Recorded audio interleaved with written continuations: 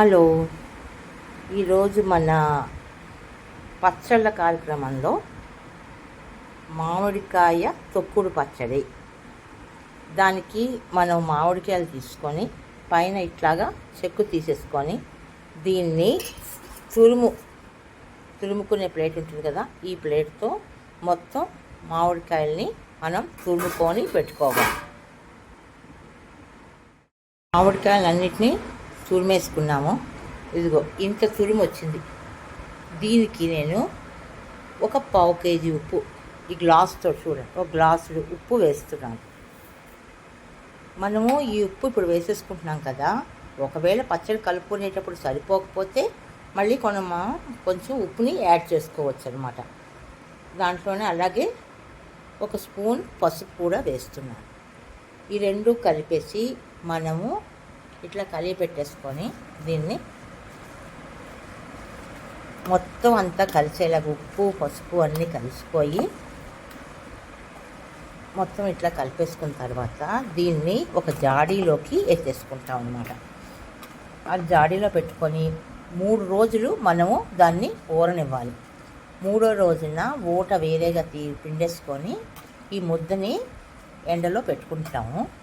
ఇదేంటంటే ఎక్కువ ఎండిపోనక్కర్లేదు. ఎక్కువ ఎండిపోతే మనకి ఒరుగులాగా అయిపోతుంది. పొద్దున్న 8 గంటలప్పుడు మనం ఎండలో పెడితే మధ్యాహ్నం 2:30, 3 అప్పుడు దీన్ని తీసేసి మనం పచ్చడిని కలిపేసుకోవచ్చు.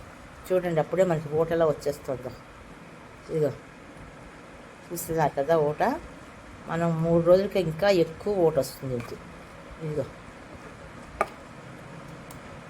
మొత్తం ఊట ఇగో మనకి ఇలాగా ఊట ఊరిపోతుంది. ఉప్పు పసుపు వేయగానే ఊట వచ్చేస్తుంది. ఈ మనము ఎండ పెట్టుకునేటప్పుడు ఈ ఊట కూడా ఎండలో పెట్టుకుంటాం అన్నమాట. ఈ ఊటతోనే మనం పచ్చడిని కారం కలిపి కలుపుతాము. దీన్ని ఇప్పుడు మనము ఒక జాడీలో పెట్టేసుకుందాం.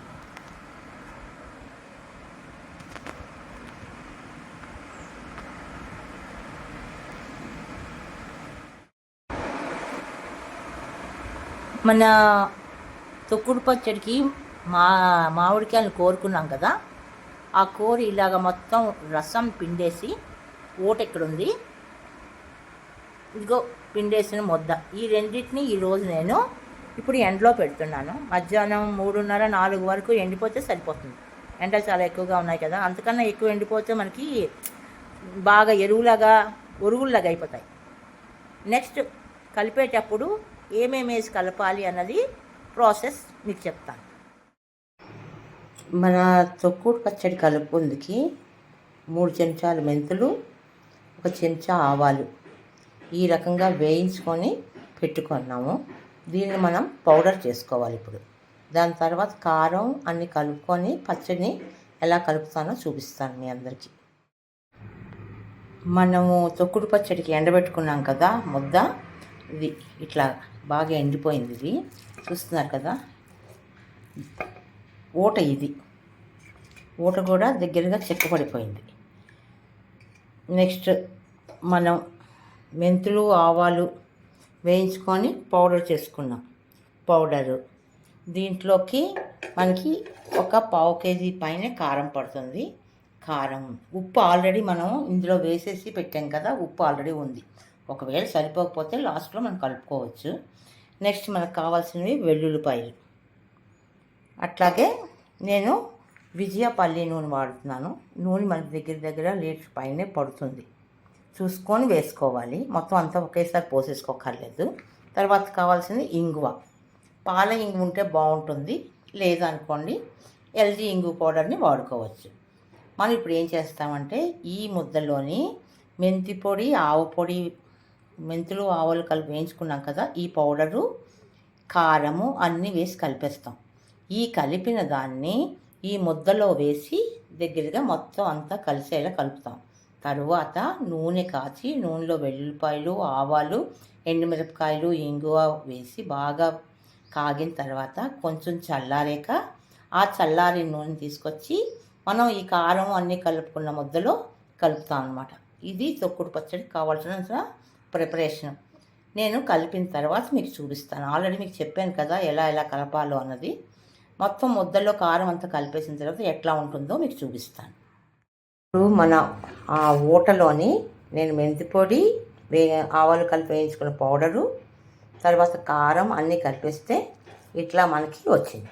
దీన్ని ఇప్పుడు ఇందులో వేస్తాం అన్నమాట.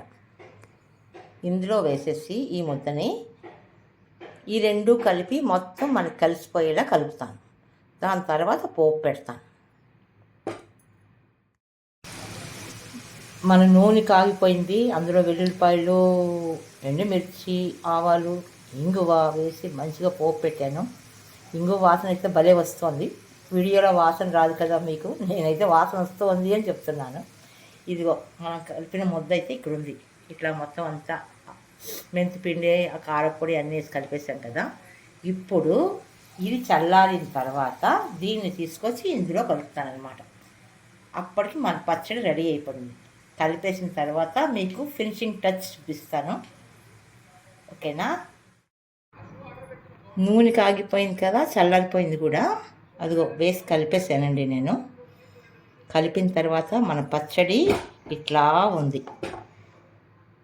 ఇది సంవత్సరం పాటు మనకు నిల్వ ఉంటుందండి. చక్కగాను రుచిగా ఉంటుంది. ఆవు పిండి, ఆవు పొడి ఉండదు కాబట్టి హ్యాపీగా వేడి చేస్తుందని భయం కూడా లేదు. అందరూ వేసుకొని తినచ్చు. దీన్ని చపాతీలోకి బాగుంటుంది. బ్రెడ్ మీద జామ్లా రాసుకొని తినడానికి కూడా బాగుంటుంది. పిల్లలు కూడా ఇష్టపడతారు. పుల్ల పుల్లగా, కారం కారంగా ఉంటుంది కాబట్టి. ఎలా ఉందో చూసి చెప్పండి. రుచి చూసి కాదు, నేను చెప్పిన విధానాన్ని చూసి మీకు అందరికీ నచ్చితే లైక్ చేయండి. ఓకే, మళ్ళీ నెక్స్ట్ ఇంకో రెసిపీతో మేము ముందుకు వస్తాను.